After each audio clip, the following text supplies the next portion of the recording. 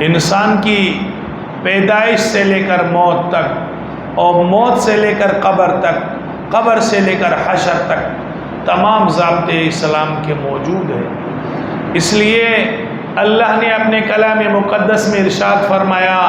الیوم اکملت لکم دینکم، ہم نے دین مکمل کر دیا، واتممت علیکم نعمتی، اللہ نے فرمایا جو میری نعمت اسلام ہے وہ میں نے تم پر مکمل کر دیا، ورضیت لکم الاسلام دینا، اللہ نے فرمایا اسلام دین دے کر کے میں تم سے راضی ہوا اور اسی دین پر میں راضی ہوں گا۔ اس دین کے علاوہ، اسلام کے علاوہ کوئی اور دین کوئی طلب کرے گا، اسلام کے علاوہ کوئی اور مذہب پر کوئی چلے گا تو یاد رکھنا دنیا میں تو اس کو آزادی ہے، دنیا میں اس کی اپنی مرضی ہے، وہ کس بھی مذہب پر چلنا چاہے، یہودیت پر چلنا چاہے اس کا مسئلہ، اور عیسائیت پر چلنا چاہے اس کا مسئلہ، ہندو مذہب پر چلنا چاہے اس کا مسئلہ، لیکن یاد رکھنا وَمَن يَبْتَغِ غَيْرَ الْإِسْلَامِ دِينًا، جو اسلام کو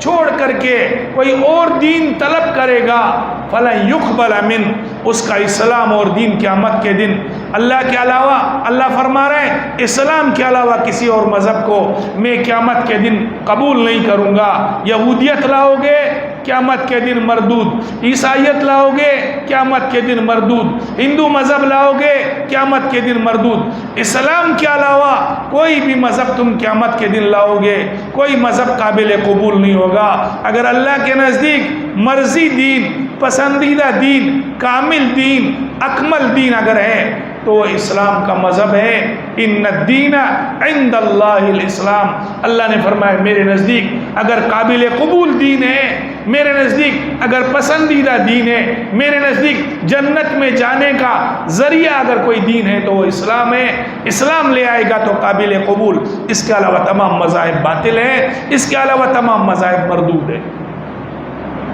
اسلام میں ہر ایک چیز کے حقوق موجود ہیں، انسانوں کے حقوق موجود ہیں، حیوانوں کے حقوق موجود ہیں، جانوروں کے حقوق موجود ہیں، مسلمانوں کے حقوق موجود ہیں، یہاں تک کہ اسلام میں غیر مسلموں کے بھی حقوق موجود ہیں۔ اسلام میں اقلیتی جو افراد ہیں، اقلیتی جو لوگ ہیں ان کے بھی اسلام اور شریعت میں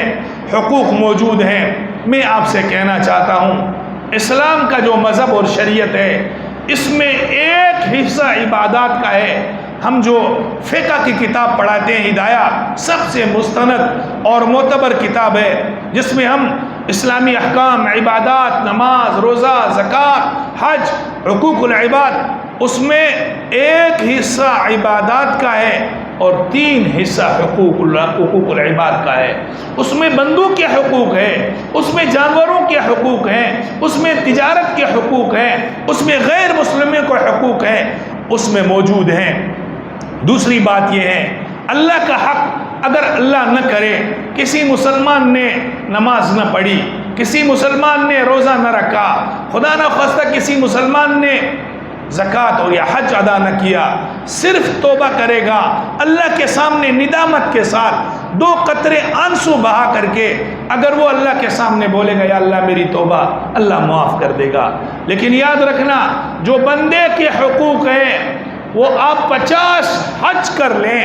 آپ 50 عمرے کر لیں، آپ ساری زندگی سجدوں میں اپنا ماتھا گھس دیں، جب تک آپ توبہ کرتے رہیں بندے کے حق معاف نہیں ہوتے ہیں، جب تک کہ اس صاحب حق سے جس کا حق ہے اس سے آپ معافی طلب نہ کریں۔ معلوم ہوا بندے کے حق تو